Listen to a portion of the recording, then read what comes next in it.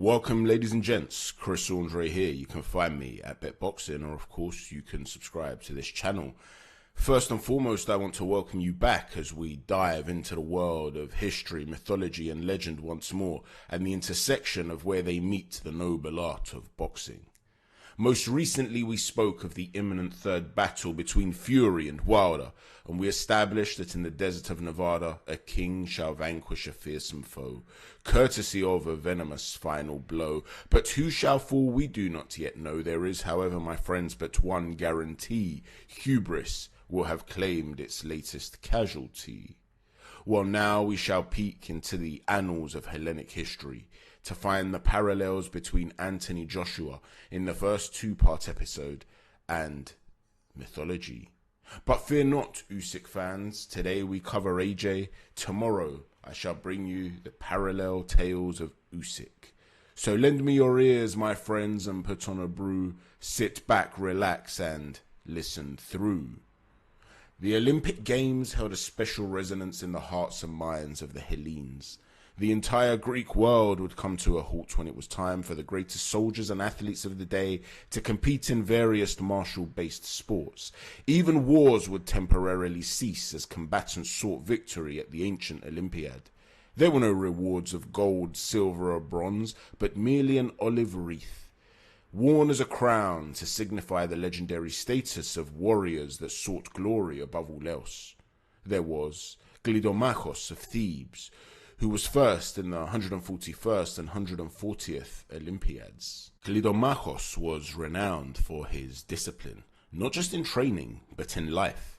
He would abstain completely from intercourse to ensure his excess energy reserves were focused on nothing but combat. Perhaps that's where the inspiration of Mickey's warnings to Rocky Balboa come from. You lay off that pet shop dame. Women weaken legs. Then there was, of course, the Agoras of Rhodes, who stood at 6'6", and like a cyclops facing a mere mortal, he would pay no heed to the concept of defense. He was a king to a murderous Joe Joyce. He would merely walk down his opponent and seek to crush his skull.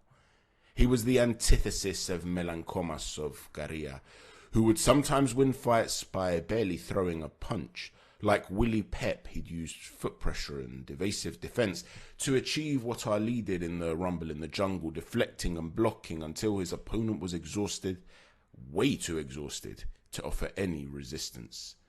He retired undefeated, the Rocky Marciano of his day. Evridamas of Girini, he was completely different. He was committed to never showing any weakness, the toughest of the tough. He would ensure that he would maintain a poker face so as to break the spirit and the will of his opponent. In one fight, when his opponent had had some early success, his teeth were broken. Rather than give his opponent encouragement, he decided not to allow him to know this. So rather than spit out his teeth in a bid to hide the damage, he swallowed his own teeth. His opponent was completely unaware of the damage that he has caused, and as a result of this, he lost his confidence, he lost his will, and Avridamas would go on to win via a flurry of punches. Perhaps the most dramatic of all stories, though, was that of Arichion. He was not competing in boxing, but in the final of the Pancration event. Pancration was more akin to an animalistic version of what we know today as UFC. It married striking with Greco-wrestling, and the young man was in a chokehold. As his opponent simultaneously wrapped his thighs around his chest, Arichion was unable to breathe. All he had to do was raise two fingers. It was the equivalent of tapping out in the modern fight game. But he refused to falter. Instead, he targeted the only part of the body that he could reach: his opponent's toes. He began to break them one by one. However, this display of heart did not save him from the fact that he was in that iron-tight chokehold, and Arichion's windpipe was crushed. He would perish moments later, right there, in the arena with the crowd watching on. Ironically, it was his opponent, however, that had submitted in agony just before Arichion had died, and so his corpse was awarded victory, and in death he received the glory he desperately sought in life, Arichion, Olympic champion. In the modern day, the world's greatest athletes once again compete under the banner of the Olympic Games. By and large, the most brutal elements of the Games have been purged, but nonetheless, in London 2012, a king emerged from the most violent of the modern Games. Anthony Joshua, a man of similar dimensions to Diagoras of Rhodes, became the darling of Great Britain as he took gold, walking the same path as the great Greek fighters of that eon. But Olympic glory is not the only parallel that can be drawn between the man known as AJ and the warriors of the classical world. This can be provided by looking at Memnon.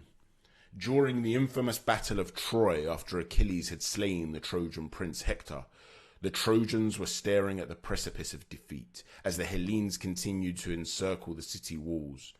King Priam of Troy's only hope was to seek reinforcements. He sent a plea to his nephew through marriage, Memnon, who was the king of Kush, which the Greeks knew as Ethiopia. It was a great kingdom that encompassed modern-day Sudan and Ethiopia. Priam was doubtful that his nephew would come to his aid. After all, the Greeks had respect for the Ethiopians and would label them as the blameless ones and those favoured by the gods. This was because of their reputed piety and because they had very little contact with each other, and so no conflict had ever really been spawned.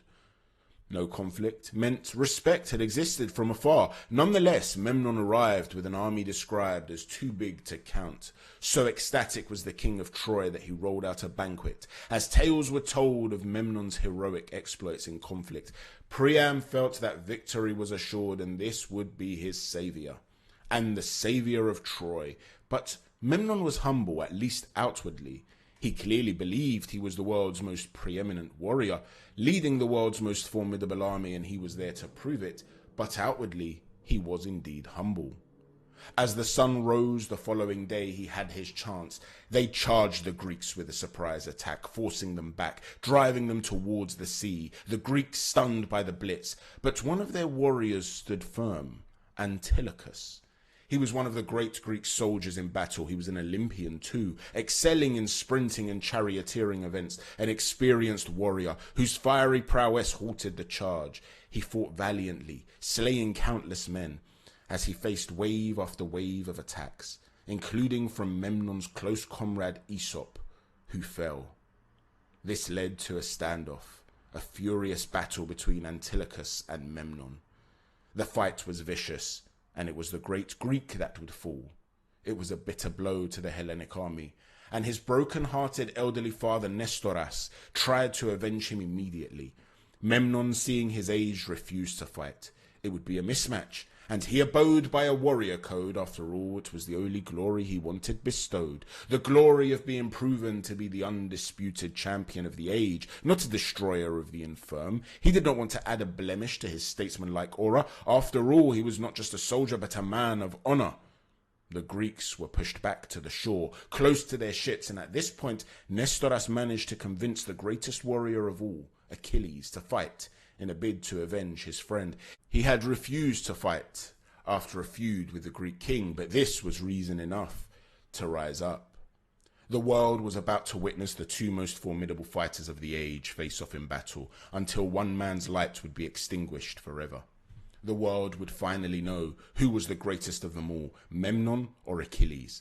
Memnon was known as Achilles' equal in skill, a match for him in every physical regard. He was so respected that even the king of the Olympian god Zeus demanded that no other god was allowed to intervene. The Hellenes would not gain favour. This would be a fair fight. Each armed with a shield and a spear and adorned in the bodily armour created by the god of fire, Hephaestus. The armies came to a standstill before retreating slightly, leaving the two men isolated in a natural circle. Silence swept across the land as men and beasts and gods waited with bated breath. Such a historical battle needed to be seen by every eye, and so Zeus temporarily turned them into giants, enabling all in the land to witness this titanic clash, from the seashore to the mountains. The warriors' eyes locked onto each other's stare with the weight of the kingdoms on their shoulders and the reward of glory beckoning them. The Mediterranean breeze lifted a cloud of dust between the two men, and as it settled, Achilles tightened his grip on his spear. He took a slow step to the right. Memnon mirrored him. They circled. They stared at each other, cloaked in a combative passion with an intensity seldom seen even on a battlefield. They were seconds away from seizing glory or being dealt the card of death. Memnon feinted with his spear as he shifted his weight to his left foot, launching a hooking motion with the sharp edges of the shield, aiming for the throat of Achilles. The Greek read the move, took half a step back, and just like a pull counter, he attempted to plunge the spear into the face of Memnon. But the latter rolled at the shoulder, and as the spear's iron tip missed by an inch, he spun around and whipped his own spear from behind him like a spinning back fist. Achilles dove forward and rolled out of danger, bumping Memnon with his shield in the process. They disengaged. There was another pause. This time it was brief, as Achilles jumped in the air behind his shield, rotating before attempting to stab Memnon from the blind side of the shield. But the Ethiopian parried the spear with his forearm, and readjusted the angle of his grip on his own weapon, slicing at the chest of Achilles. First strike. The impossible had just occurred. The seemingly invincible Greek had begun to bleed. The crowds gasped. The gods sat on the edge of their thrones. The gash seemed deep. The end seemed near for Achilles. Memnon lunged again, double jabbing with the spear and slicing with the shield. He was going for the finish. But Achilles ducked and dived and slipped and spun, evading every strike. Never before had men moved in such a way. It was poetic barbarism, a conflict unmatched in skill, drama, and martial intellect. Achilles feinted a blow. Memnon pulled back and lunged again to counter him, but Achilles had set a trap. He countered the counter with a swipe of his own weapon, and once more the fighting IQ on display was astronomical, as Memnon leant back, and again the tip missed by an inch.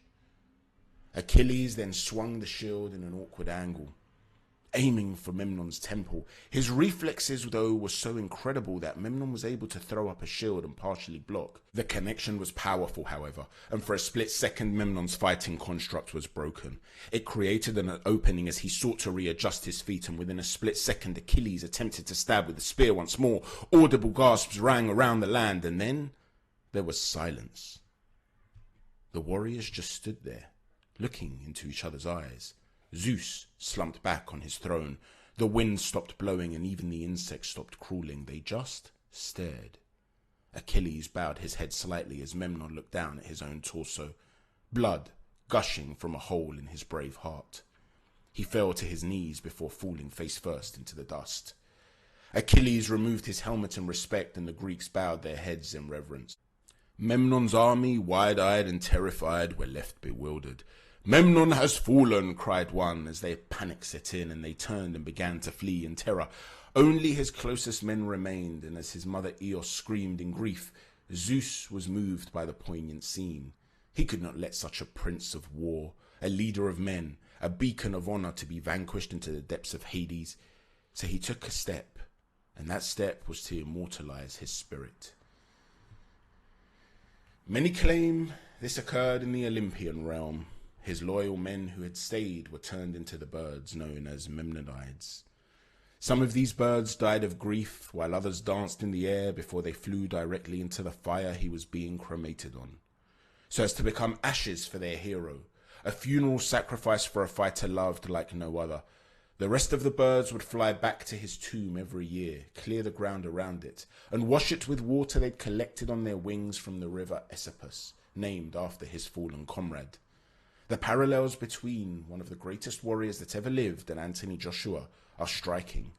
Memnon had two beating hearts, metaphorically speaking, one for his African kingdom and one for Troy, and he was revered by the Greeks and indeed the world. Just as AJ is a proud member of the Yoruba people and a sporting king of Britain, and he too is revered the world over. Both men carried themselves with a faultless statesman-like aura, oozing humility yet displaying beacons of confidence and self-belief that embellish a consummate warrior's physique. Just as the Greeks and Zeus immortalized Memnon's heroism, so too does Anthony Joshua's Olympic gold and unified heavyweight champion of the world status ensure that he has already secured immortality in the corridors of boxing legend. The Ethiopian king had pursued the ultimate glory, wanting to be the best beyond dispute, a perilous path that Anthony Joshua hopes will end in an alternate aftermath. As he is approaching the final hurdles in this regard, Anthony will do his utmost to ensure that, unlike Memnon, he is not charred. With 2 battles remaining to achieve his aim, Memnon's passion was a burning flame, but unfortunately for him, he would falter in his final war game. But now AJ faces his own Antilochus, as he seeks to achieve his very own dreams, that his famous name can gleam in the light of esteem: Anthony Oluwafemi Olaseni Joshua. Thus, AJ will not be aiming simply to strike this one opponent away, but to take the step that Memnon could not, and overthrow the Achilles of his very own day. And it is only in such a historic and heroic display that he can ensure his myth is created in his very own romantic way. The road to undisputed. Thank you for watching, ladies and gents. Take care, and God bless.